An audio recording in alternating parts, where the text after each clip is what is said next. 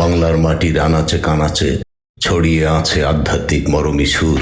আর সেই সুরকে যে শিল্পী তার দরাজ কণ্ঠে বিশ্ব দরবারে পৌঁছে দিয়েছেন, তাদের মধ্যে লালন কন্যা আশালতা অন্যতম, যে এই সুরকে তার দরাজ কণ্ঠে বিশ্ব দরবারে পৌঁছে দিয়েছেন।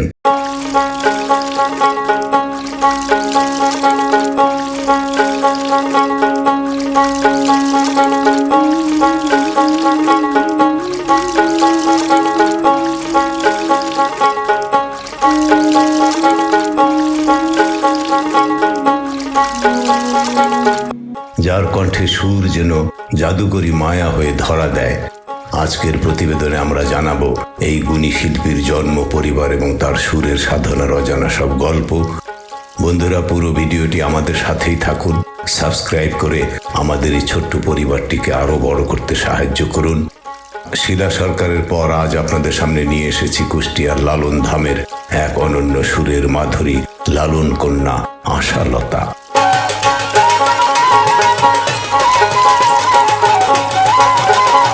সুরের মায়ায় লালন কন্যা আশালতা। আশালতা বর্তমান সময়ের একজন অত্যন্ত জনপ্রিয় এবং প্রতিভা সম্পন্ন বাউল শিল্পী। বিশেষ করে লালন সাইজির গান এবং লোকসঙ্গীতে তার দরাজ কণ্ঠ, পরিবেশনা এবং একতারা হাতে নৃত্য করার দৃশ্য আসলেই জাদুকরী মায়ার সৃষ্টি করে। দর্শকরা বিমোহিত হয়ে তার সাথেই নৃত্য করতে শুরু করে দেয়।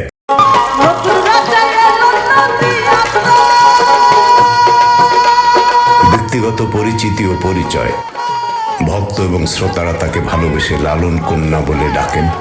তিনি মূলত আধ্যাত্মিক মরমী গান, লালন গীতি এবং বাংলার শেকড় সন্ধানী লোকগান গেয়ে থাকেন। সঙ্গীত জীবন ও জনপ্রিয়তা। মঞ্চ পরিবেশনা। দেশ ও বিদেশের বিভিন্ন বড় বড় লোকসঙ্গীত উৎসবে তিনি নিয়মিত গান পরিবেশন করেন। ডিজিটাল মাধ্যম, ইউটিউব এবং সোশ্যাল মিডিয়ায় তার গানগুলো লক্ষ লক্ষ দর্শক উপভোগ করেন। তার কণ্ঠের মাধুর্য এবং গানের ভেতরের ভাব প্রকাশ তাকে অন্যদের থেকে আলাদা করে তুলেছে। বৈশিষ্ট্য ও অবদান। লালন দর্শনের প্রচার তিনি কেবল গানই গান না, বরং গানের মাধ্যমে লালন সাইজির মানবতাবাদী দর্শন ও আধ্যাত্মিকতা নতুন প্রজন্মের কাছে পৌঁছে দিচ্ছেন। সহজ সাবলীল কণ্ঠ, জটিল মরমী তত্ত্বের গানগুলোকে তিনি অত্যন্ত সহজ এবং শ্রুতিমধুর ভাবে সাধারণ মানুষের সামনে তুলে ধরেন। তালে তালে ঢোল, তবলা, একতারা দোতারার সাথে নেচে গেয়ে হেসে শ্রোতাদেরকে আনন্দ দিয়ে থাকেন। বাউল শিল্পী আশালতা। লতার জীবন ও সাধনা নিয়ে একটি বিস্তারিত প্রতিবেদন তুলে ধরা হলো বন্ধুরা। বাংলার লোক সঙ্গীতের নতুন ধ্রুবতারা লালন কন্যা আশালতা। বাংলার মাটির গান, বিশেষ করে লালন সাইজির ভাবধারাকে যারা বর্তমান প্রজন্মের কাছে নতুন করে জনপ্রিয় করে তুলেছেন, তাদের মধ্যে অন্যতম হলেন আশালতা। তার দরাজ কণ্ঠ এবং আধ্যাত্মিক পরিবেশনা তাকে লোকসঙ্গীত প্রেমীদের কাছে লালন কন্যা হিসেবে প্রতিষ্ঠিত করেছে। আশালতা বাংলাদেশের এক রক্ষণশীল কিন্তু সংস্কৃতিমনা পরিবারে জন্মগ্রহণ করেন। ছোটবেলা থেকেই তিনি লোকজ সুরের প্রতি এক টান অনুভব করতেন। তার বেড়ে ওঠা এবং সুরের হাতেখড়ি পারিবারিক পরিমণ্ডল থেকেই শুরু হয়। মা বাবার অনুপ্রেরণা তার সঙ্গীত জীবনের প্রধান ভিত্তি ছিল।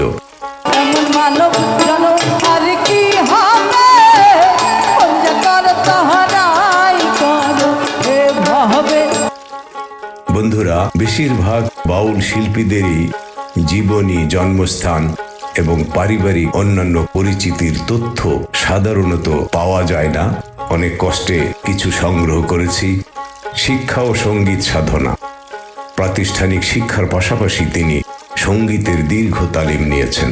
বাউল ও মরমী গানের দৃঢ় অর্থ বোঝার জন্য তিনি দীর্ঘ সময় বিভিন্ন প্রবীণ বাউল সাধকদের সান্নিধ্যে কাটিয়েছেন। লালন শাহের দর্শনে নিজেকে দীক্ষিত করার পর থেকেই তিনি সাধারণ শ্রোতাদের কাছে লালন গীতি পৌঁছে দেওয়ার ব্রত গ্রহণ করেন। ব্যক্তিগত জীবন, স্বামী ও সন্তান। আশালতা ব্যক্তিগত জীবনে সাংসারিক।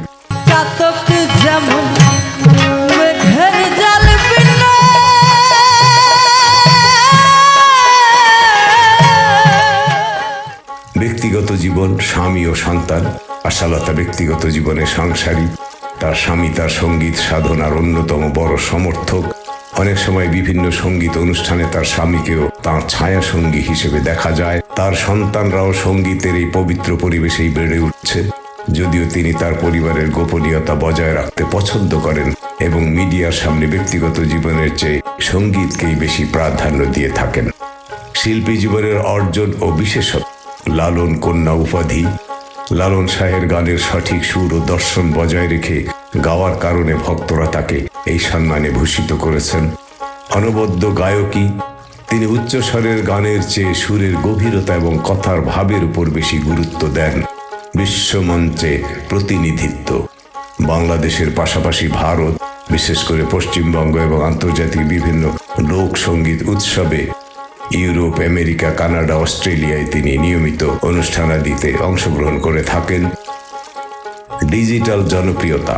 সোশ্যাল মিডিয়া এবং ইউটিউবে তার গানগুলো মিলিয়ন ভিউ পায়, যা প্রমাণ করে সাধারণ মানুষ আজও শেকড়ের গান শুনতে ভালোবাসে। উপসংহারে বলবো বন্ধুরা, আমি একজন বৃদ্ধ মানুষ, বয়স্ক কণ্ঠশিল্পী, সঙ্গীত শিক্ষক এবং একজন মুক্তিযোদ্ধা। আমার বাংলা উচ্চারণের ভুল ত্রুটি ক্ষমা করবেন। আমার এই চ্যানেলটি সাবস্ক্রাইব করলে আমি যদি 1 লক্ষ সাবস্ক্রাইবার লক্ষ্য অর্জন করতে পারি, তাহলে আমি একটি সিলভার প্লে বাটন পাবো। সে আশায় কাজ করছি। সবাই সাবস্ক্রাইব করে আমাকে সেই পথে সাহায্য করবেন। আশালতার বিশেষত্ব, তিনি শুধু গান করেন না, গানকে ধারণ করেন। কুষ্টিয়ার ছেউড়িয়ার লালন সাইজির মেলায় তার উপস্থিতি মানেই যেন এক আধ্যাত্মিক পরিবেশ। তারপরে গাজীপুরের লালন মেলায় তার হাজারো শ্রোতার মাঝে হারিয়ে যাওয়া সঙ্গীত পরিবেশন করে শ্রোতাদের মুগ্ধ করা।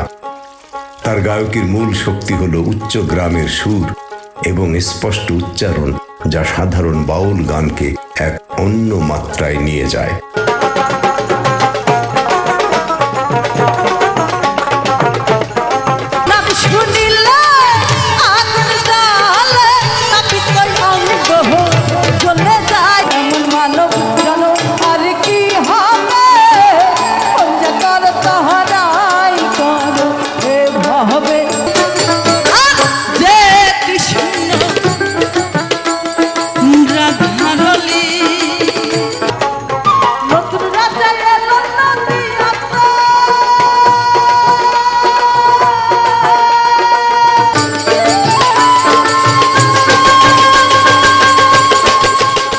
উল্লেখযোগ্য গানগুলো যা আপনারা সাধারণত ভিডিওতে শুনে থাকেন। সব লোকে কয় লালন কি জাত সংসারে, খাঁচার ভিতর অচিন পাখি, বাড়ির কাছে আরশি নাগো। এ গানগুলো তার বিচ্ছেদ গানও সমান জনপ্রিয়। এ গানগুলো ছাড়াও অন্যান্য প্রচলিত বিচ্ছেদ গানগুলো তার কণ্ঠে অত্যন্ত জনপ্রিয়। আশালতার গানে অনেক সময় বাদ্যযন্ত্রের ঢোল ও খমক শব্দ তীব্র থাকে এবং কণ্ঠ অনেক সময় মঞ্চে শোনা যায় না। বন্ধুরা, আশালতার এই জীবন গল্প আমাদের শেখায় যে শিকড়ের গান কখনো পুরনো হয় না। তার এই সুরেলা পথ চলা অব্যাহত থাকুক, এই কামনাই করি। আজকের এই প্রতিবেদনটি আপনাদের কেমন লাগলো তা কমেন্ট করে অবশ্যই জানাবেন। আর এই ধরনের আরো গুণী শিল্পীদের জীবনী জানতে আমাদের চ্যানেলটি সাবস্ক্রাইব করে সাথেই থাকুন। দেখা হবে পরবর্তী ভিডিওতে। ততক্ষণ ভালো থাকুন, সুস্থ থাকুন। আসসালামু আলাইকুম ওয়া রাহমাতুল্লাহি ওয়া বারাকাতুহু এবং হিন্দু ভাইদের জানাই নমস্কার। ধন্যবাদ।